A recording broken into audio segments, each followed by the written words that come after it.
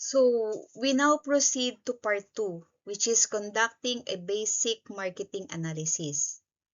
When we say marketing analysis, it is the system or systematic process of learning or studying the demand, the supply, your target clients, even your competitors, and the gaps in the healthcare market.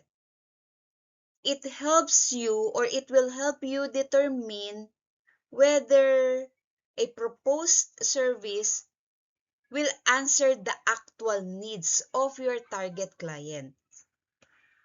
A common mistake that usually some business ventures incur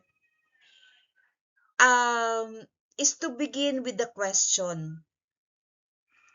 They will ask, what business do I want to open? Okay. Instead, a stronger approach begins with the question, what health problem exists? Who are those who experience it? And what service would they realistically use and pay for? So market analysis does not reduce patient to consumer. Rather, it helps us nurses to understand whether the service is accessible, acceptable, needed, and even if it will be sustainable. Okay. The market demand will be influenced by many factors. First is the population size and the age distribution. The patterns of the disease of your target patients. The distance from one healthcare institution to another should be part of your market analysis. The waiting time. Waiting time is very important because patients who wants to avail of the service yet knows that they will wait for a longer time will opt not to avail of the service anymore and choose another institution who can provide basically the same service but with shorter queuing time. Okay? The cost of existing services is very important. So that should be part of your analysis. Transportation, if it's difficult to reach, or is it accessible? The health beliefs and preferences of your target clients will also matter, because if they will not believe on the services that you will provide, then definitely they will not avail of the service. And the needs of the institution, as well as the availability of insurance if there will be need for a reimbursement. Let's cite an example. Okay. You as a nurse may be able to observe that many older adults in your community happen to miss, several follow-up appointments because of transportation difficulty. So there, your market opportunity may not actually be a new clinic with, expensive equipment that will incur high costs, but it may be a scheduled home monitoring and referral service that will work with existing, yung mga attending physicians and local health facilities. So, the question here is, what evidences would you need before creating or concluding that a service is needed? Okay? So, what you will do here is to, search and assess, survey the area so that you will know what are the exact needs of your target clients. Okay. The first element in market analysis is identifying target clients. Who will be your target market? A target market is not simply everyone who needs healthcare. No, it has to be specific. It should be specific enough to guide service design and marketing. So, you need to determine demographic characteristics that will include the age, the location, even their capacity to pay. That will include income, diba? Yung family structure, and even the health status. So, psychographic characteristics, on the other hand, will include yung kanilang health beliefs, yung kanilang lifestyle, what will be their motivation, their concerns, their preferences, and readiness to use your service. Okay. So instead of, for example, identifying the target market as all patients, lahat ng nakatira dito, all patients. If you are the nurse entrepreneur, you will have to define it as, for example, specific adult, age 50 and above, or age 50 and older, in selected or identified municipalities or communities who have whatever is your target service, who have hypertension or who have diabetes, and those who will require regular monitoring and experience difficulty in attending frequent clinic appointments. Okay. Next is the competitor analysis. Competitor analysis identifies organizations offering similar or alternative services. So direct competitors provide a service similar to the proposed or your target venture. For example, there is already an existing home care agency. Being a direct competitor means you are going to set up an exactly the same home care agency. So indirect competitor, on the other hand, meet the same client need in a different way. So, for example, a hospital outpatient department or a rural health unit urgent care center, pwedeng yung mga pharmacy-based consultation service or family caregiver that may compete indirectly with a private nursing service. So, in identifying your competitors, you may want to ask the question, what are the services of my competitor? And what are their prices? So you have to be competitive, di ba? What geographic areas do they cover? Who are the people? Where do they live? And then you also need to identify what are their strengths and weaknesses. And what do patients appreciate or complain about their services? And how quick can clients access them? And if there are some unmet needs that remain from the patients. So, the next one is the market size and gaps. When we talk of market size, this estimates the number of potential clients and the possible value of the opportunity. So, the total addressable market, or what we call TAM or TAM, will present or represents everyone who could or who can be potentially in need of your services. So the serviceable available market represents the portion of the business that can realistically reach based on location, your scope, and your resources. Okay, the serviceable obtainable market, or SOM, is the portion the new venture or the new business may realistically capture during its initial period. So you as a business owner should also identify the demand-supply gaps.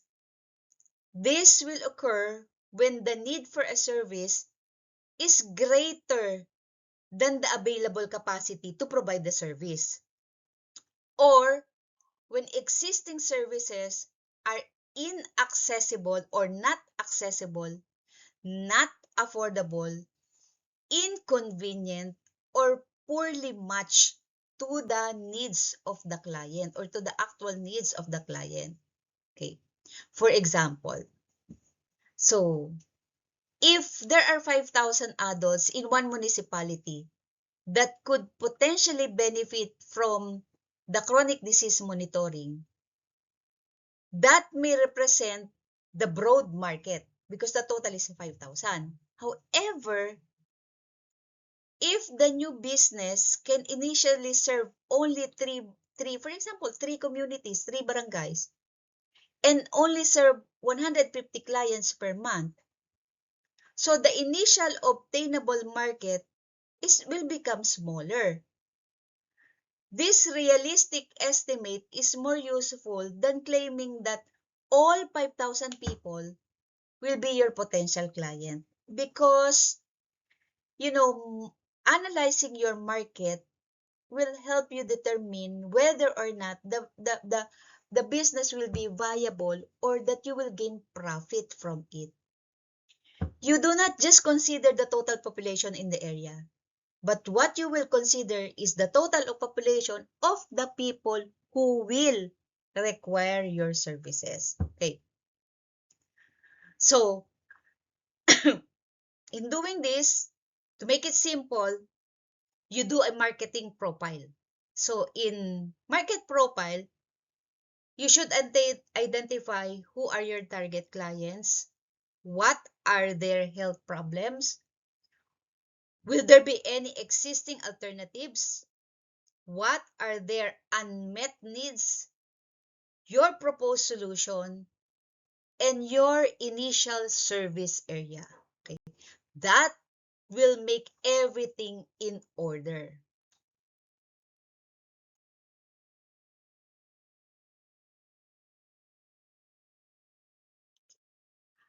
Now, we go to SWOT analysis. Let's proceed with, we are done with the marketing analysis. So, let's go discussing the tools that we can use in scanning our market. The first tool that we can use is the SWOT analysis, which I am very sure you are already familiar with. So when we say SWOT analysis, it stands for strength, weakness, opportunity, and threats. Okay.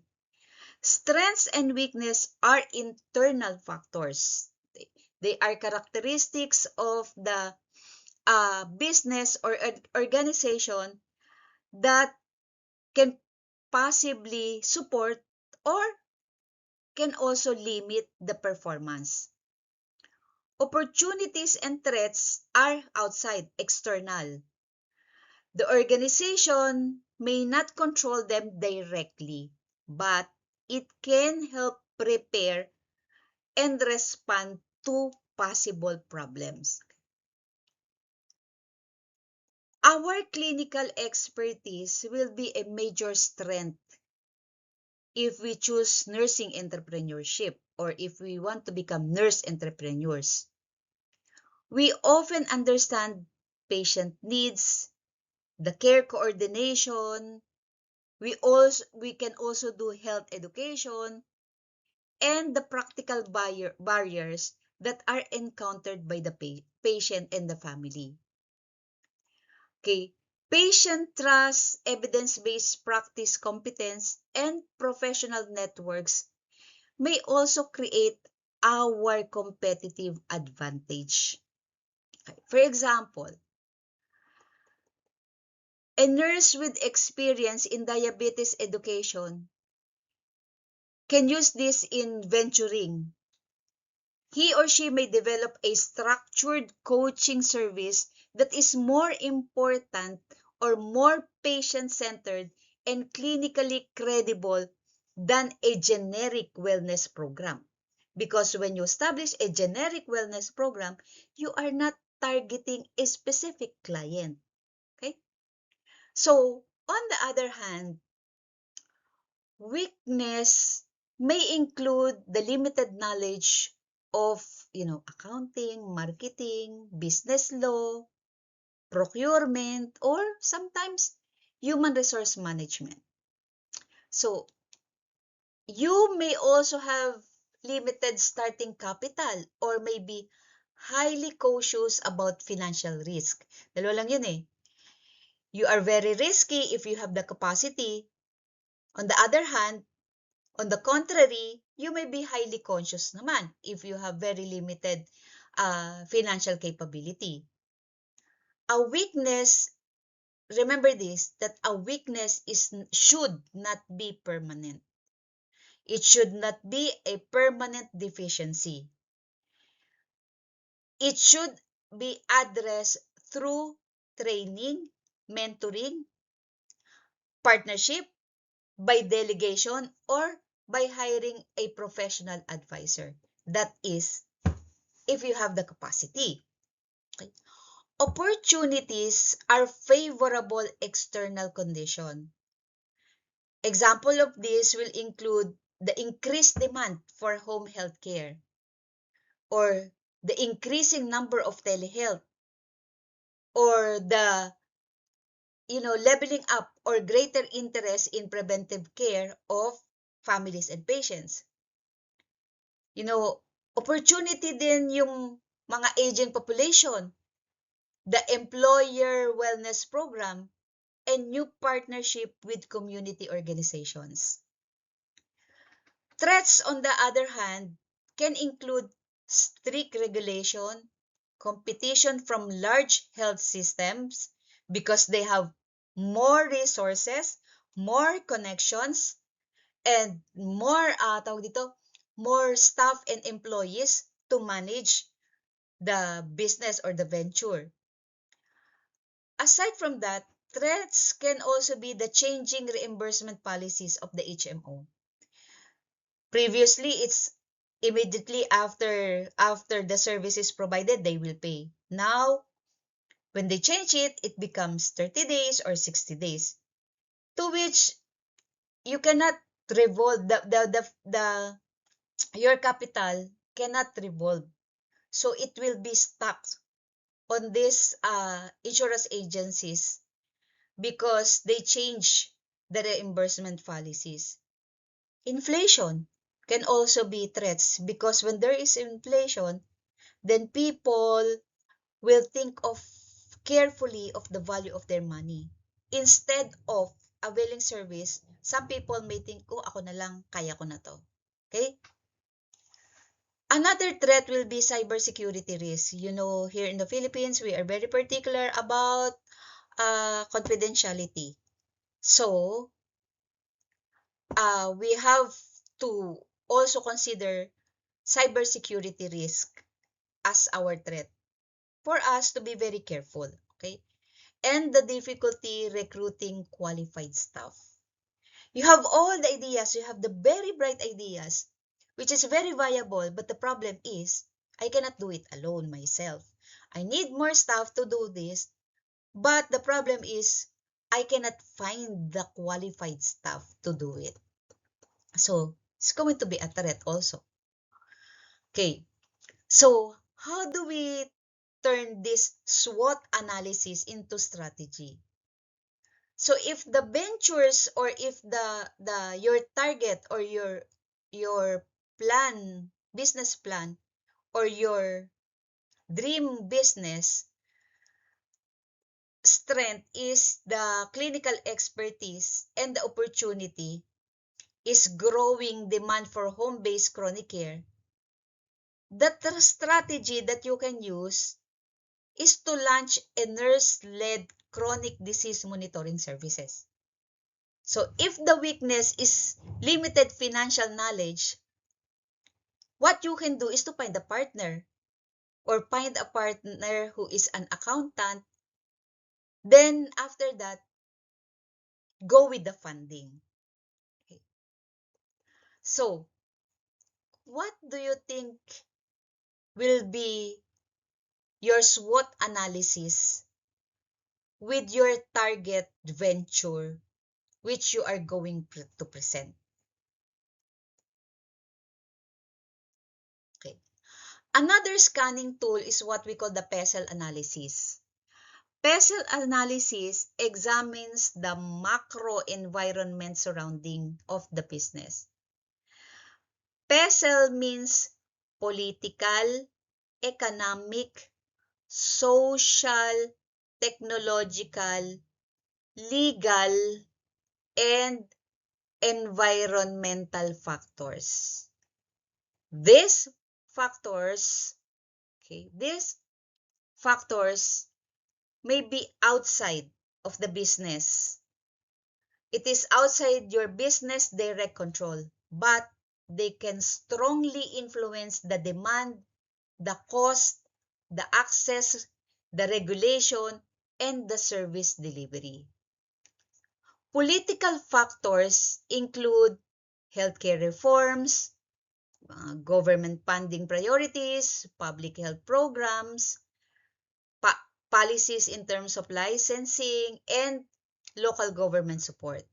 Anong example ng political? Example of this may be a community-based nursing service, which may benefit from a local government program focused on disease prevention. But it may also need to comply with procurement or partnership requirement. Next is economics. Economic factors include inflation, household income, healthcare spending, employment levels, and reimbursement changes. When price of the gasoline or fuel or the price of medical supplies and utilities will increase, the business may need to revise its budget without compromising quality or making the service inaccessible. Social factors include aging demographics, family caregiving patterns, cultural health beliefs, health literacy, and consumer expectations. A service that ignores the role of a family decision makers may encounter difficulty in gaining acceptance in communities where health decisions are made among the family or are made collectively. Technological factors include telehealth platform, electronic health record, even mobile applications, remote monitoring device, and artificial intelligence or AI. Technology can improve access and efficiency, but it also creates requirements for staff training, cybersecurity, technical support, and informed patient concern or informed patient consent. Legal factors include scope of practice rules, professional licensure, malpractice liability, informed consent, patient confidentiality, employment law, and business registration. So if you become a nurse entrepreneur, you must ensure that the service does not exceed professional authority and that patients understand the nature and limitation of your services. The last one is the environmental factors. That includes waste management, energy consumption, extreme weather, disasters, air quality, and climate-related health risk. A home health care or a home care business, for example, needs continuity plans for typhoon, flooding, transportation disruption, and power interruption. Okay. For Philippine nursing ventures, the legal and technological dimensions are very important when services use telehealth or electronic records.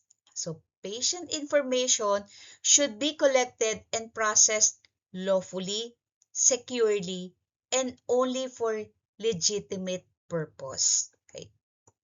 So, if a proposed telehealth service is affected by weak internet access, low digital literacy, or the requirements on data privacy, and reimbursement uncertainty, if you are the entrepreneur or when you become entrepreneur, you need to begin with a hybrid model: telephone support, scheduled in-person visits, and secure digital documentation. Okay, so if you're going to use this special analysis in your venture later on, so you need to ask yourselves and identify at least one possible effect on your venture, one possible opportunity, and one possible risk. Okay, so that's going to be a practice on you. The third scanning tool is the stakeholder analysis. Stakeholders are individuals or organizations that can affect your business or that can be affected by it. In healthcare, stakeholders are especially important because service delivery depends on relationships, it depends on trust, it depends on coordination, and professional accountability. So, possible stakeholders will include, of course, number one, the patient, the family, the nurse, the doctors, the hospital administrators, yung mga community leaders, payers or taxpayers, suppliers, people who works with the regulatory board, local government units, and professional organizations. Now, what will be the influence? What will be the importance of this mapping influence in internet? Okay. Stakeholders can be mapped according to two dimensions, based on interest and based on influence. Okay? Influence means how much power does the stakeholder have to affect the business. If they can help increase the target clients, and if they have how wide is their connection. Interest is how concerned or involved is the stakeholder in the venture. A hospital executive, for example, may have high influence and high interest if the venture or if the business will require institutional partnership. Say, that means referral will just be a one call away. A patient may have less formal power but very high interest because the service directly affects their care. So it is better for you to be specific, as I have mentioned earlier, as to the demographic and the characteristic of your target client instead of generalizing the total population of this community, the 5,000 will be my target client. Okay? So, tandaan ninyo, high influence and high interest, you manage them closely. High influence and low interest, what you need to do is to keep them satisfied. Low influence, but there is high interest. What you can do? Keep them informed and listen carefully so that they will feel their importance. And then after that, you can already influence them to avail of your service. Low influence, low interest, monitor them. Okay. Periodically or consistently. Okay. So let's take for example yung home care or nurse-led home care service. Patients and family have high interest and should receive clear information and responsive support for them to stay and become loyal to your business. Doctors may have high influence because referrals and clinical collaboration will be necessary. Regulatory agencies will have high influence because they determine compliance requirements. They will decide whether to approve or not. Suppliers may have moderate influence because delayed supplies can actually put your venture into a chaos or it will disrupt the operation. Community health workers may have strong local knowledge and can help identify your target clients. Now, let's now talk about strategy or engagement strategy. Stakeholder engagement should begin before implementation, not after the problem has occurred. If you will be the nurse leader together with the physicians, you may both become early champions if you will understand the clinical value of your services. Patients and families should be consulted about convenience, about affordability, about privacy, and their cultural acceptability. Institutional payers may require evidence of cost effectiveness. They may also require service utilization and measurable outcomes. So, effective communication is not just merely promotional, but it is a process of listening, negotiating, explaining risk, and developing the shared goals. So, during this communication, for example, in a hospital, if a hospital is concerned that a home care program will have the tendency to increase liability, you as the nurse entrepreneur should present the referral criteria, the documentation system, the escalation protocol, the insurance coverage, and the quality indicators. This way, you will address the stakeholders' specific concern rather than just simply stating that the program will improve their care. So, before engaging into your venture, you might want to ask, okay, to be able to prepare a stakeholder map for your proposed venture or for your target venture.